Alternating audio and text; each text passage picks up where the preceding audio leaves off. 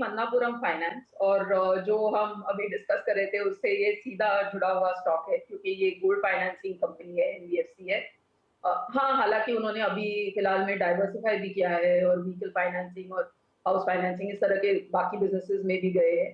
But एक चीज़ हमेशा रहती है कि जो सभी जानते हैं कि जब इस तरह की कोई घटना होती है, तो the flight to safety is always towards gold और इस पर हमेशा हम इम्पैक्ट देखते हैं गोल्ड प्राइसेज़ पर और वो दिखा भी है। आई थिंक इन द पिछले 2 हफ्तों में जिस तरह से गोल्ड की प्राइसेज़ बढ़ी है और अगर चैनल चेक्स को माना जाए तो गोल्ड की रैली की कहते हैं ना कि अभी ही शुरुआत हुई है।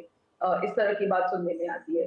तो having said all that I think कि जो गोल्ड फाइनेंसिंग कंपनीज़ है, वो मेरे हिसाब से ना 7-8 महीने पहले ऐसी स्थिति में आ गए थे कि हम उनको थोड़ा-सा इग्नोर कर रहे थे। Simply because they become what is called like a one trick pony क्योंकि आपके पास एक गोल्ड लोन के अलावा और कोई ऐसा बड़ा बिज़नेस नहीं है।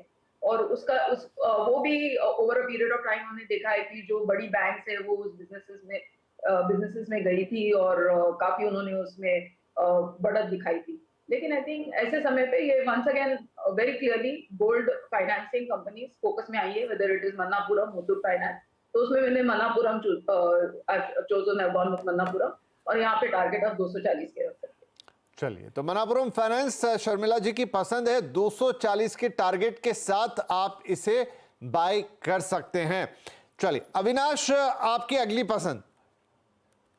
देखिए, अगली पसंद एक कंपनी है जो basically oil and gas sector को स्पेशलाइज्ड सर्विसेज प्रोवाइड करती है, जैसे कि gas dehydration, port services. Company का नाम है दीप इंडस्ट्रीज। एक बात मैं क्लियरली बता दूं कि क्रूड के प्राइस बढ़ने से या गिरने से इस कंपनी के ऊपर कुछ प्रॉब्लम होता नहीं है, क्योंकि इनके जो कॉन्ट्रैक्ट्स होते हैं वो लगातार 3 और 5 साल के होते हैं। सबसे बड़ी बात, इस साल कंपनी करीबन 425 करोड़ का रेवेन्यू कमाएगी और करीबन 125 करोड़ का मुनाफा कमाने की पोटेंशियल रखते हैं। ऑलरेडी 9 महीने में इन्होंने 89 करोड़ का प्रॉफिट कमाया।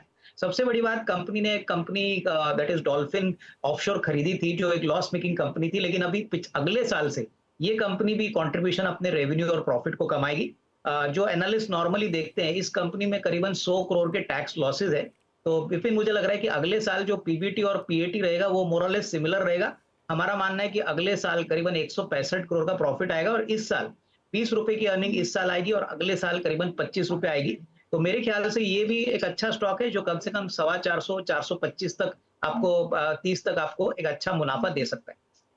चलिए, तो यहाँ अविनाश की जो चॉइस नंबर 2 है वो है डीप इंडस्ट्रीज और 429 रुपए के ये टारगेट्स आपको दे रहे हैं। अब कंपनी को किस तरीके से रीड कर रहे हैं, किस तरीके का फ्यूचर देख रहे हैं, उन्होंने बताया। तो 429 रुपए के टारगेट के लिए आप डीप फाइनेंस में निवेश कर सकते हैं। जी शर्मिला जी, आपका अगला ऑप्शन। मेरा अगला ऑप्शन है ग्रैन्यूल्स इंडिया और गोइंग विद द थीम, मुझे लगता है कि और एक जो डिफेंसिव प्ले आपके पोर्टफोलियो में आपको इस तरह के माहौल में इंक्लूड करना चाहिए और वो फार्मास्यूटिकल या इस तरह की कंपनी रहेगी। तो ग्रैन्यूल्स एक sort of mid sized pharma company है। उनके मेटाफॉर्मिन, पैरासिटामोल हमने देखा था कि काफी अच्छे ऐसे प्रोडक्ट्स थे जो काफी डिमांड में थे कोविड के दौरान। फिर उसके बाद थोड़ा कंसोलिडेट किया कंपनी ने, लेकिन अभी जिस तरह से वो बैकवर्ड इंटीग्रेशन की बात करें इसमें, उसके साथ साथ वो एक एपीआई से फॉर्मुलेशन कंपनी की तरफ जाने की बात कर रहे हैं, मार्जिन इंप्रूव करने की बात करें। इस तरह की बातें आई है मैनेजमेंट से कि वो मार्जिन यहाँ से इस लेवल से इंप्रूव करेंगे। तो इन सब चीजों को देखकर मुझे लगता है, हाल ही में उनका एक यूएस एफडीए इंस्पेक्शन हुआ, वहां से भी उन्हें कोई ऑब्जर्वेशन नहीं आया है, वो which is in itself a big positive. तो इन सब चीजों को देखकर मुझे लगता है कि लॉन्ग टर्म इन्वेस्टर्स इस स्टॉक को खरीद सकते हैं विद अ टारगेट ऑफ 500। चलिए, तो ग्रैन्यूल्स इंडिया है शर्मिला जी की पसंद। 500 रुपए के टारगेट्स के साथ खरीदारी की सलाह यहां पर आ रही है। तो देखिए, अविनाश और शर्मिला दोनों ही दो पिक्स दे दी हैं, एक एक करके मैं फिर आपको बता देता हूं। तो ग्रैन्यूल्स इंडिया आपके सामने है, शर्मिला जी की पसंद, 500 रुपए के टारगेट्स हैं। इसके अलावा जो एक और पिक्स इन्होंने दी है वो है मन्नापुरम फाइनेंस की, यहां टारगेट रहेंगे 240 रुपए के। तो ये 2 पिक्स हो गई शर्मिला की।